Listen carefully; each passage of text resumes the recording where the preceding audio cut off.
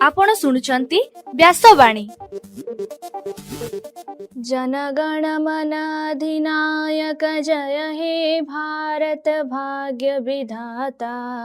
पंजाब सिंधु गुजरात मराठा द्राविड उत्कल बंग। विंध्य हिमाचल यमुना गंगा उच्छल जलधि तरंग। तब शुभ नामे जागे तब शुभ आशीष मागे। गाए तब जय गाथा जनगण मंगलदायक जय हे भारत भाग्य विधाता। जय हे जय हे जय हे जय जय जय जय हे। या कुंदेन्दु तुषार हार धवला। या शुभ्र वस्त्रामृता। या वीणा वरदंड मंडित करा। या श्वेत पद्मासना। या ब्रह्मा श्रुत शंकर प्रभृति देवै सदा वंदिता। सा मां पातु सरस्वती भगवती। निशेष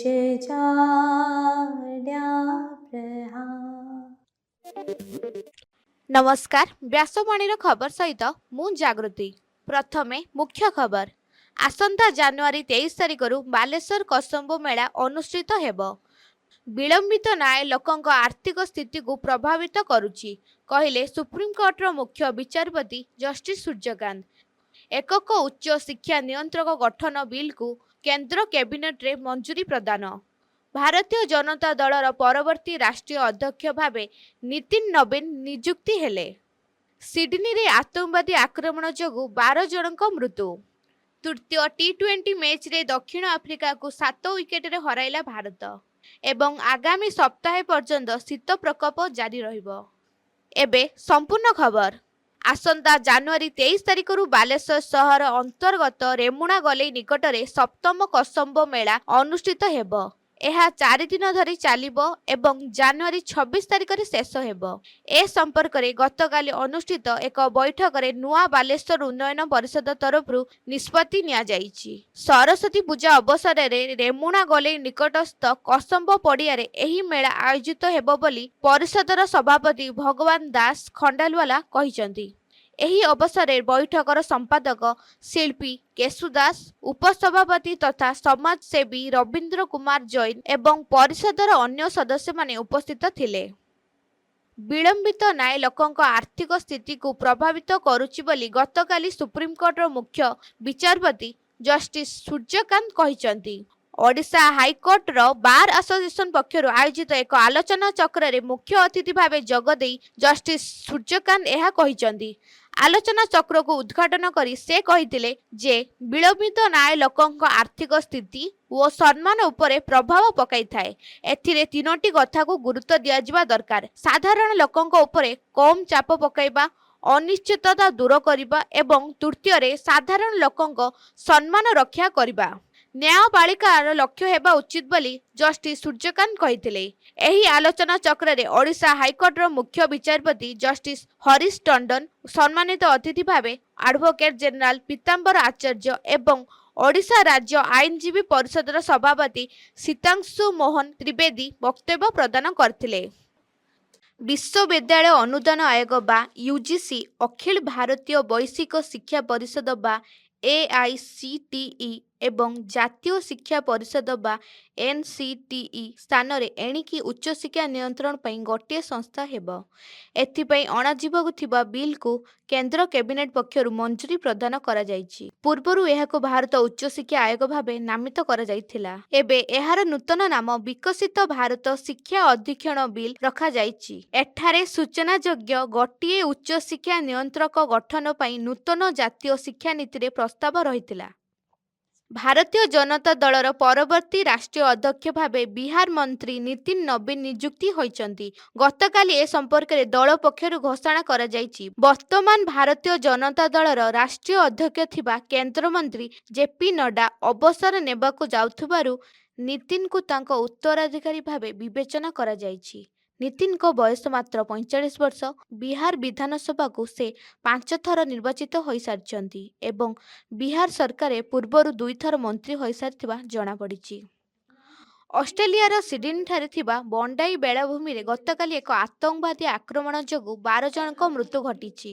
ବିଭିନ୍ନ ଗଣମାଧ୍ୟମରେ ପ୍ରକାଶିତ ଖବରରୁ ଜଣାପଡ଼ିଛି ଯେ ଏଠାରେ ଇହୁଦୀ ସମ୍ପ୍ରଦାୟର ଏକ ଉତ୍ସବ ଚାଲିଥିଲା।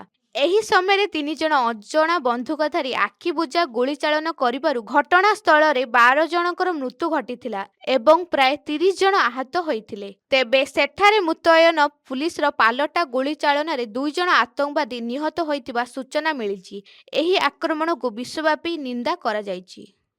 ଉତ୍ତରାଖଣ୍ଡର ଧର୍ମଶାଳାଠାରେ ଗତକାଲି ଖେଳାଯାଇଥିବା ତୃତୀୟ ଟି20 ମ୍ୟାଚ୍ରେ ଭାରତ 7 ୱିକେଟରେ ଦକ୍ଷିଣ ଆଫ୍ରିକାକୁ ପରାସ୍ତ କରିଛି। ଦକ୍ଷିଣ ଆଫ୍ରିକା ପ୍ରଥମେ ବ୍ୟାଟିଂ କରି ସମସ୍ତ ୱିକେଟ ହରାଇ 117 ରନ୍ କରିଥିଲା। ଭାରତ 15.5 ଓଭରରେ 3ଟି ୱିକେଟ ହରାଇ 118 ରନ୍ ବିଜୟ ଲକ୍ଷ୍ୟକୁ ସହଜରେ ହାସଲ କରିନେଇଥିଲା।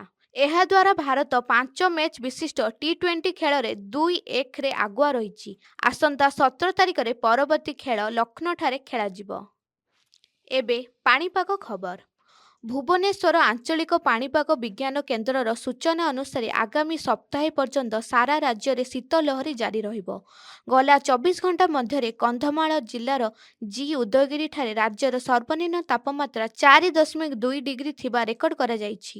ଫୁଲବାଣୀ ଓ ଦାରିଙ୍ଗବାଡ଼ିଠାରେ 6 ଡିଗ୍ରୀ ତାପମାତ୍ରା ଥିବାବେଳେ ସେମିଲିଗୁଡ଼ାରେ 6.1, କୋରାପୁଟରେ 7, ରାଉରକେଲାରେ 8.2 ଏବଂ ଝାରସୁଗୁଡ଼ାରେ 8.9 ଡିଗ୍ରୀ ତାପମାତ୍ରା ରେକର୍ଡ କରାଯାଇଛି। ଆଜି ସାରା ରାଜ୍ୟରେ ପାଗ ମୁଖ୍ୟତଃ ଶୁଖିଲା ରହିବ ଏବଂ ମୟୂରଭଞ୍ଜ, ଭଦ୍ରକ, ବାଲେଶ୍ୱର, କେନ୍ଦୁଝର, ଢେଙ୍କାନାଳ ଆଦି ଜିଲ୍ଲାଗୁଡ଼ିକରେ ରାତିର ତାପମାତ୍ରା କମ୍ ରହିବ ବୋଲି ଆକଳନ କରାଯାଇଛି। ଏହି ସବୁ ଜିଲ୍ଲାରେ ଥଣ୍ଡା ଅନୁଭୂତ ହେବା ସହିତ ସକାଳେ ହାଲୁକା କୁହୁଡ଼ି ଦେଖିବାକୁ ମିଳିବ ବୋଲି ଆଞ୍ଚଳିକ ପାଣିପାଗ ବିଜ୍ଞାନ କେନ୍ଦ୍ର ପକ୍ଷରୁ ସୂଚନା ଦିଆଯାଇଛି। ଏବେ ଆସନ୍ତୁ ଶୁଣିବା ଆଜିର ସ୍ୱାସ୍ଥ୍ୟବାଣୀ। ଏଥିରେ ପ୍ରଚାର କରୁଛୁ କେମିତି ଦୂର କରିବେ ମାନସିକ ଅସ୍ଥିରତା। ଆଜିକାଲି ମାନସିକ ଅସ୍ଥିରତା ଏକ ସାଧାରଣ ସମସ୍ୟା। ପାରିବାରିକ ଚିନ୍ତା, ପାଠପଢ଼ା ଚାପ, ପରୀକ୍ଷା ଡର, ପ୍ରେମରେ ବିଫଳତା, ଋଣ, ବ୍ୟବସାୟରେ କ୍ଷତି, ରୋଗାକ୍ରାନ୍ତ ଶରୀର ଆଦି ମାନସିକ ଅସ୍ଥିରତାର ମୁଖ୍ୟ କାରଣ। ମାନସିକ ଅସ୍ଥିରତା କାରଣରୁ ମଣିଷ ଠିକ୍ ନିଷ୍ପତ୍ତି ନେଇପାରେ ନାହିଁ। ଶାରୀରିକ ସ୍ୱାସ୍ଥ୍ୟ ପ୍ରଭାବିତ ହୋଇଥାଏ। ଅସ୍ଥିର ମନର ଲକ୍ଷଣଗୁଡ଼ିକ ମଧ୍ୟରୁ ମୁଣ୍ଡବିନ୍ଧା, ରାତିରେ ଭଲ ଭାବେ ନିଦ ନ ହେବା କିମ୍ବା ହଠାତ୍ ନିଦ ଭାଙ୍ଗିଯିବା, ଚିଡ଼ଚିଡ଼ା ଲାଗିବା, ଭୟ କରିବା ଓ ଅବସାଦ ଇତ୍ୟାଦି ଅନ୍ୟତମ। ଏହି ସମସ୍ୟା ଦୀର୍ଘଦିନ ଧରି ଲାଗି ରହିଲେ କୌଣସି କାମରେ ସହଜରେ ମନ ଲାଗେ ନାହିଁ। ଏଭଳି ମାନସିକ ଅସ୍ଥିରତାରୁ ନିଜକୁ ଦୂରେଇ ରଖିବାକୁ ଚାହୁଁଥିଲେ ନିୟମିତ ଯୋଗ, ଧ୍ୟାନ ଓ ପ୍ରାଣାୟାମ କରନ୍ତୁ। ପ୍ରତିଦିନ ସକାଳେ 15 ମିନିଟ୍ ଧ୍ୟାନ କଲେ ନକାରାତ୍ମକ ଭାବନା ଦୂର ହେବା ସହ ମନ ଶାନ୍ତ ରହେ। ଅନୁଲୋମ ବିଲୋମ, କପାଳଭାତି, ଭ୍ରାମରୀ ଆଦି ପ୍ରାଣାୟାମ ଅଭ୍ୟାସ କରିପାରିବେ। ଏହାଦ୍ୱାରା ମନ ଓ ସ୍ନାୟୁ ଶକ୍ତ ହୁଏ ଏବଂ ରକ୍ତ ସଞ୍ଚାଳନ ସକ୍ରିୟ ରହେ। ଏହା ବ୍ୟତୀତ ପ୍ରତିଦିନ ନିର୍ଦ୍ଦିଷ୍ଟ ସମୟରେ ଶୁଅନ୍ତୁ ଏବଂ ସକାଳେ ନିର୍ଦ୍ଦିଷ୍ଟ ସମୟରେ ବିଛଣାରୁ ଉଠନ୍ତୁ। ଅତି କମ୍ରେ 7ରୁ 8 ଘଣ୍ଟା ଶୁଅନ୍ତୁ।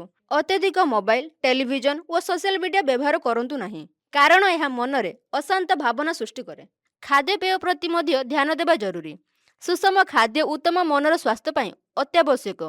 ତାଜା ଫଳ, କ୍ଷୀର, ଦହି, ଶାଗ, ମୁଗ, ଚିନାବାଦାମ ଭଳି ପୁଷ୍ଟିକର ଖାଦ୍ୟ ଖାଇବା ଉଚିତ।